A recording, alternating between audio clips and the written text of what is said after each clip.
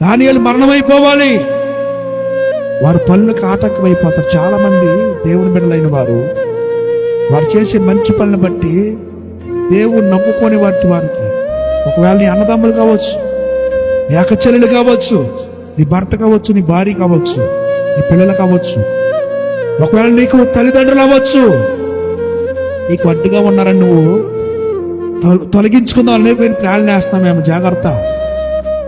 ఒకవేళ మనుషుల సహాయం వాళ్ళకి అందకపోవచ్చు, మనుషులు ఎటువంటి సహాయం కూడా వారు చేయలేక అసమర్థులుగా చూస్తూ ఉండిపోవచ్చు. కానీ వారి పక్షంలో ఉన్నవాడు లోకంలో ఉన్నవాడి కంటే గొప్పవాడు. అది మాత్రం మర్చిపోయి దేవుని బిడ్డలను నాశనం చేయాలని, దేవుని బిడ్డలను పతనము చేయాలని, దేవుణ్ణే ఆయన నామం వినపడకుండా చేయాలని యేసు ప్రభు పుట్టినప్పటి నుండి కూడా ఎన్నో ప్రయత్నాలు, నేటి వరకు కూడా ఎన్నో ప్రయత్నాలు చేసుకుని జరుగుతూనే వచ్చినాయి. ఆయన నామం ప్రకటించబడతానే ఉంది.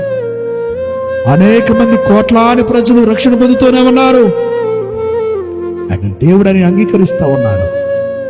ఎంత తిరుగుబాటు జరిగినా దేవుడు వారిని విడిచిపెట్టట్లా, వాళ్ళ గొప్పవారిగా చేస్తూ ఉన్నాడు.